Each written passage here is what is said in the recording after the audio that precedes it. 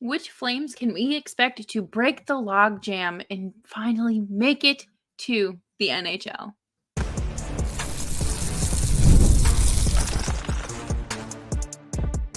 You're Locked On Flames, your daily podcast on the Calgary Flames. Part of the Locked On Podcast Network, your team every day. Hello, everybody, and welcome to today's episode of Locked On Flames. As always, I am your host, Jess Belmosto, and thank you so much for joining me today. Today's episode is brought to you by Game Time. Download the Game Time app, create an account, and use code LOCKEDONNHL for $20 off of your first purchase. Terms apply. Today, we're going to continue down the path of the next men up, really, because there are a few prospects that I would say are on the cusp of graduating to the NHL, or they're there. They're going to be graduating this year, and it's a very exciting time because we know the Flames' goal has been to integrate these children, and they're not just children anymore. They're growing up. But before we dive into all that, please make sure you are subscribed to Locked On Flames wherever you get your podcasts, as well as on YouTube. We're here for you through the off season as well. We'll be back tomorrow, and then hopefully we'll have some extensions to talk about because time is ticking. It's not running out, but it is a ticking. We're just under 50 days away from the opening the NHL season, which is absolutely bananas to me, considering the Flames have not played a game in 4 months. But I thought that the Flames, we've talked about it a lot. They are in a position where any spot is a spot, right? It doesn't matter. Well, it does matter, obviously, if you're on an NHL contract, but you are not entitled to a spot on the roster. And that is a great mentality to have and a great philosophy to bestow upon your organization, because at the end of the day, you're not entitled to anything. You have to work for that, and you need to earn your spot to wear the C on your chest. And I think Calgary does a really good job of well, I don't know what the right word would be, but to instill that kind of mentality, that work ethic into their players, whether they're drafted through the organization or they come in free agency, trade, whatever the case may be. But I talked about it in the projecting the lineup episode, where there's a lot of conversation regarding the log jam.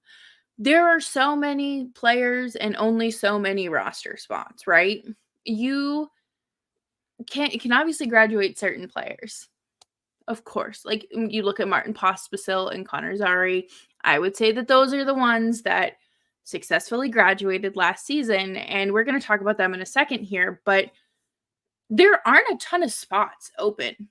Like, I saw that Walker Duehr is projected to make the NHL lineup, and no disrespect to him by any means, but I kind of forgot that he was still a Flame. Just lackluster performance last year, and I truthfully would have said they put him on waivers around the same time as Adam Ruzicka, because that's what I thought, or how I thought I remembered, but I remembered wrong. But like I mentioned, everyone knows that they have to work for a spot, okay? This is not a place of, well, I was drafted 10th overall, so I'm going to make the roster this year. No, doesn't work like that. And the mentality of being handed things because of where you are in the pecking order, or where you think you are in the pecking order, it doesn't breed a good mentality. Like, entitlement is gross. It's ugly. It's very unbecoming. And I think you see that in certain hockey players, and maybe even in some organizations. I mean, you look around and you can certainly see it, but there are players that do feel like shoo-ins, right? Whether they played with the Wranglers last year, or they were in-betweeners. or, they're fully graduated. And I would say that's Connor Zary and Martin Pospisil, fresh, immediately out of the gate because of the success they had last season. I mean, you obviously don't get to just ride into coast into the season, but I would say it's almost a guarantee that they'll you don't want to expose them to waivers or anything like that, so they'll more than likely start the season with the Flames.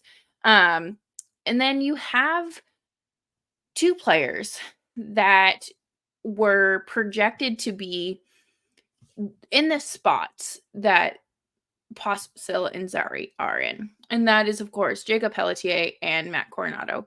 They were quote unquote they were projected to be at least Pelletier was projected to be a full-time NHLer. Coronato was supposed to flirt with more time than what he was given, which, I mean, hey, first professional year, he did really well in the AHL, so that's not a bad thing and shouldn't be looked down upon at all. But then you lose me. You absolutely lose me at on the back end of things. The Flames defensive prospects and pipeline logjam, clog, whatever you want to call it is so frustrating to me because you have a lot of prospects, right? Obviously, but you also have had a very good defense where it didn't make sense to call these guys up and not use them. And if you were going to use them, it didn't make sense to sit a player. And you're obviously going to have players that float in between and you're going to have your seventh defenseman. That's natural, but there's a lot of parts trying to push their way into the NHL, but there's not enough parts moving out to integrate these players. And we'll talk about the movement and at the trade deadline and all that coming up here in a little bit, but I do feel like there's a reason why these players have not graduated to the NHL. But before we do any of that, we are going to take a quick break and talk about the forward group because I do feel like these players are ones that they scream underdog, and to me that screams Calgary Flame. Because that's what who the organization is. I feel like it is just a complete underdog narrative and philosophy, but we will be right back after this word from our friends at eBay Motors. Passion, drive, and patience, the formula for winning championships, is also what keeps your ride or die alive. eBay Motors has everything you need to maintain your vehicle and level it up to peak performance, whether you're into speed, power, or style. eBay Motors has you covered. From superchargers, roof racks, exhaust kits, LED headlights, eBay Motors has got you covered. With over 122 million parts for your number one ride or die, you'll always find exactly what you're looking for every time. And with eBay Guaranteed Fit, your part is guaranteed to fit or your money back. Because with eBay Motors, you are burning rubber, not cash. With all the parts you need at the prices you want, it's easy to make your car the MVP and bring home huge wins. Keep your ride or die alive at ebaymotors.com. Eligible items only. Exclusions apply. eBay Guaranteed Fit only available for U.S. customers.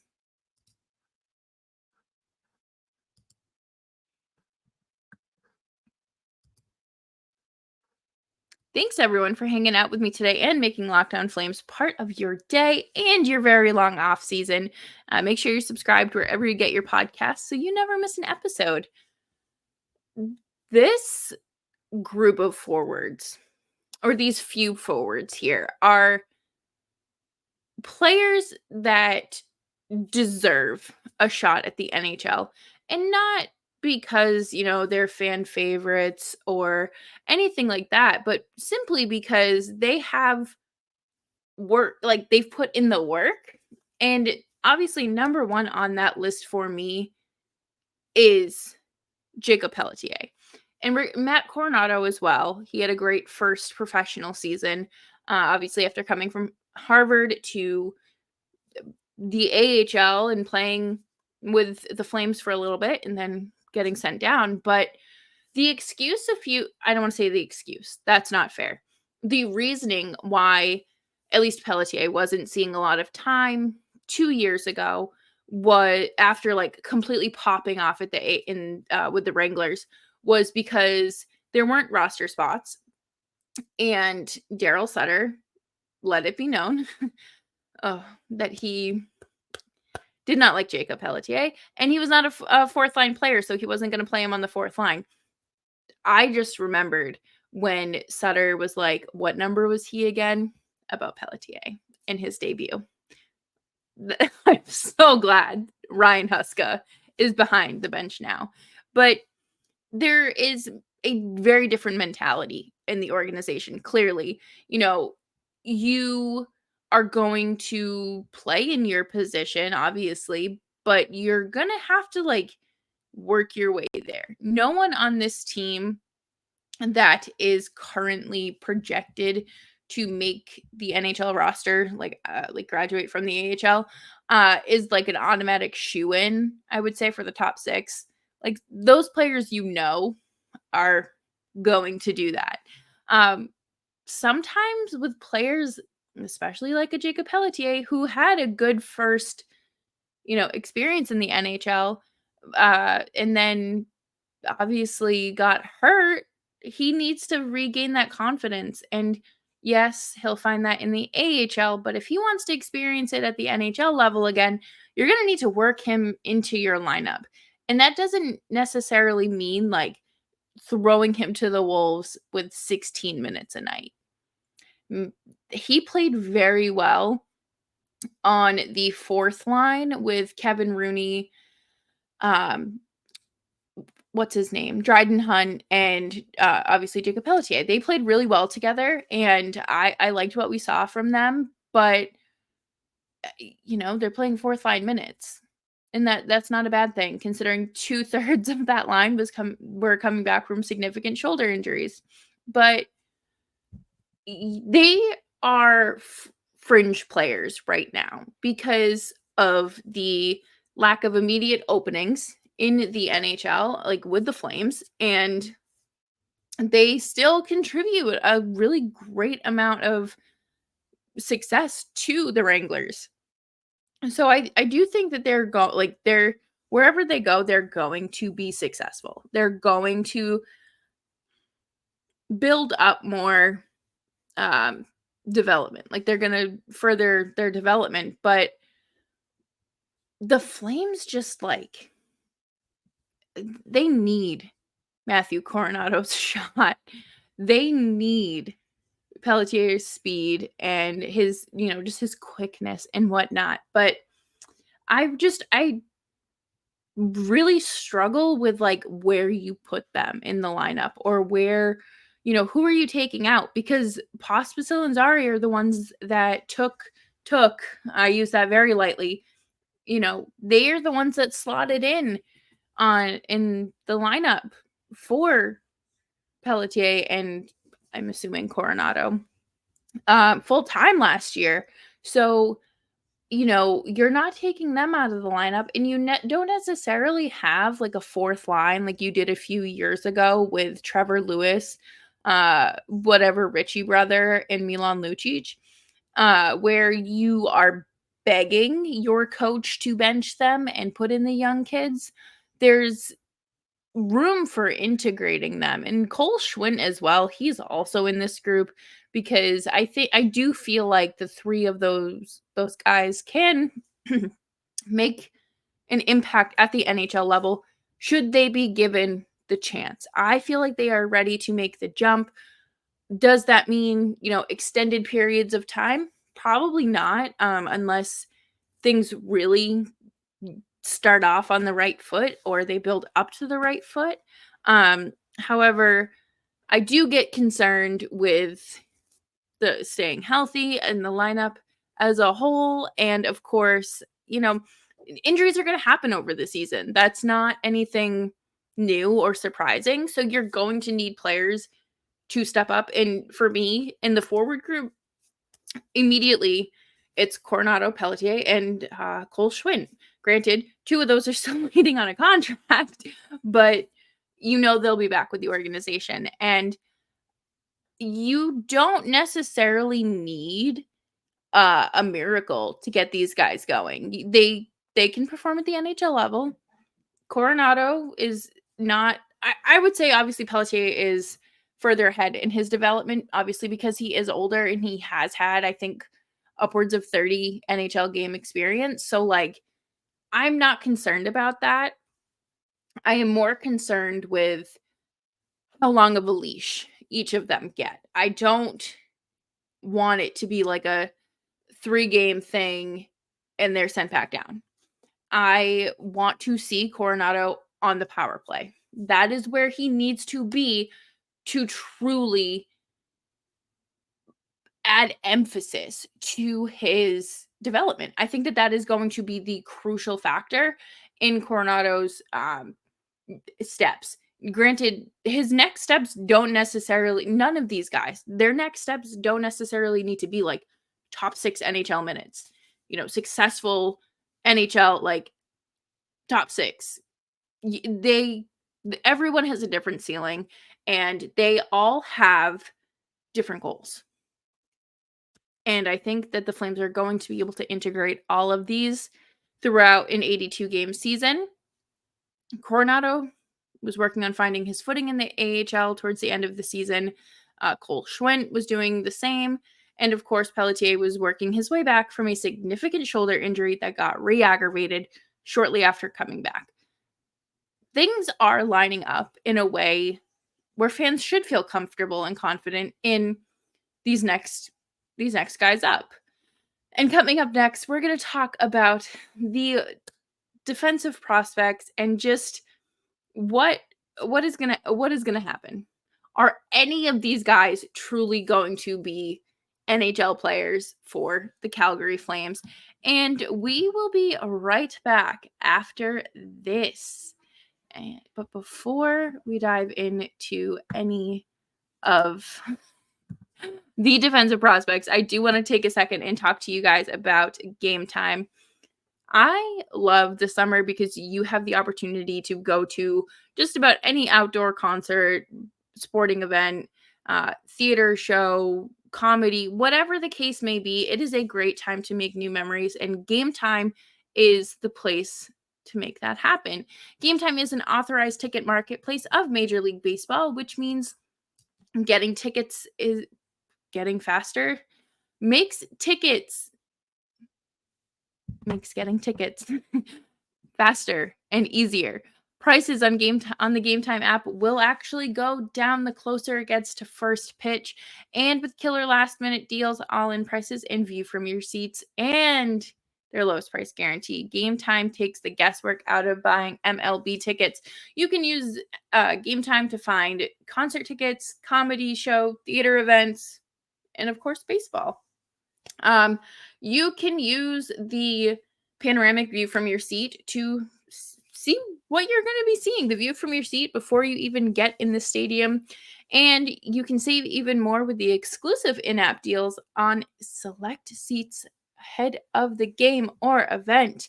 And if you're using the all-in pricing feature, it's fantastic because you have the total upfront and there's no surprise fees at checkout.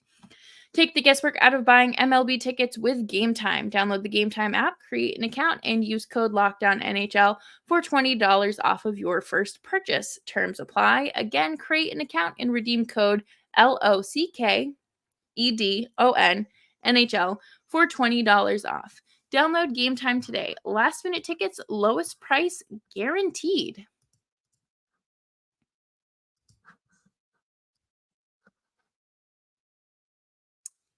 Thank you, everyone. Thank you, everyone, for hanging out with me today on Locked On Flames. I hope you are enjoying your summer and making the most of it. Make sure you're following me on Twitter at Jess Belmosto. We've talked about it a lot this offseason, right? Because the Flames have acquired quite a few defensemen since the trade deadline, or even before with the Elias Lindholm trade. I think that's really where they acquired their first defenseman in Hunter Brewsterwich. But if, in my opinion, if they felt like players like Yan Kuznetsov or Ilya Solyov or Jeremy Poirier were ready to make that complete jump to the NHL, they are not signing players like a Jake Bean. They're not worried about trading for Kevin Ball. They're fine with their defense being a little new and younger and integrating these guys. Could the real difference maker be that it's not Jacob Markstrom in net anymore? It's going to be Dustin Wolf and Dan Vladar, both who are, obviously inexperienced NHL goaltenders. It's not shade or anything. They are, this is Dustin Wolf's first year in the NHL, and which is going to be so exciting to watch. So I think having a more seasoned defense in front of him is good. That is the move. I do feel more secure with the defense they have now versus what they had towards the end of the season. But I feel like this is where the true log jam starts, because you have gone from your Rasmus Anderson and your Mackenzie Weegar, Chris Tanev, Noah Hannafin, Nikita Zadorov, Oliver Shillington. You've gone from those guys who, you had a pretty solid 1 through 4. And even the year that they made the playoffs last, their whole defensive group was good. And it's not just because Eric Goodbranson made them good, okay? But players like Ilya Solyov and Kuznetsov should be looking to take these steps. And obviously, Jeremy Poirier did not, he was the next guy for the Flames to make the NHL roster. He was the next guy up. However, he suffered a significant injury to where the point where they did not know if he was going to play hockey again. It was so bad that they do not talk about it in the locker room. They don't rehash it. It was not talked about when it happened. For those of you who don't know, he was down in the ice and a player stepped on his wrist, obviously with a skate, and he didn't think it was that bad. And then he felt the blood soaking through his jersey, and that's not good. I mean, that's pretty significant. And he was in a similar situation as Martin Pospisil was 2 summers ago now. Do I get to play hockey? Do I continue my hockey career? And it's great to see guys come back from injury and to, have that resilience, to have that grit. That is the number one thing that hockey coaches drool over, are those intangibles. But does this injury set him back a little bit further than the Flames expected? And that's why they're not ready to have him take that next step. Because had they not traded for Kevin Ball, I would say they're putting Poirier up there. I liked his game with the Wranglers. Took him a little bit, obviously, to get going again, but what do you expect? He suffered such a significant injury. You aren't just going to bounce back. But I do think that it's a very tough situation because obviously, like, you want to play at the NHL level, but are you an NHL level defenseman? Right now, I do not see Kuznetsov playing like 18 minutes a night. I need to see more from him. I need to see more from him. He's played one NHL game, and that obviously not a good enough sample size. Solo, I think for him, it's another instance where like you need to get acclimated to the lifestyle that comes with the NHL pace of play and like that work ethic versus, flying commercial with your AHL team. with, there's a whole different situation here. And I think like there's obviously room for these players to grow, and I'm comfortable saying that, but I don't necessarily see Solo or Kuznetsov with the organization after these contracts are done. I hope they give Poirier a shot. I'm expecting them to move on from Rasmus Anderson before this next contract. So, is he going to be ready to either, is he going to be ready to fill a role basically? Because you can shuffle things around. He doesn't necessarily it doesn't need to be like a 1-for-1 situation. I hope I'm wrong in terms of players not being ready. I think that some of them could be. Again, it is just a matter of them having time to prove it in the NHL. I'm sure injuries are going to happen. Players are going to get sick. Players need rest. Whatever the case may be, that is bound to happen over an 82 game season. I do think soloing is like the first one they call up, but I hope it is Poirier. I hope he does get to see time in the NHL this year because last year was, prior to his injury and then of course the season before, you really liked what you saw from him. So we'll keep our fingers crossed that everyone stays healthy there, and if there's any regression, it is minimal, and we get to see these guys at the NHL level for extended periods of time. It would be nice. It would just be really nice to see some of these guys take those next steps in their career. And that will do it for me today here on Locked On Flames. I hope you all have had a fantastic week. Make sure you are subscribed wherever you get your podcasts, as well as on YouTube. We are here for you through the off season, 3 times a week through August. And I look forward to chatting with you all tomorrow. Maybe, again, we'll have some contract extension talks for Solo and Pelts. So we're just gonna wait and see. Maybe a little Cole Schwint extension thrown in there would be nice too. Make sure you are following the show wherever you get your favorite podcasts. Have your notifications turned on YouTube, and I will be back with you tomorrow. But in the meantime, stay safe, stay warm, stay dry, stay hydrated, and be kind.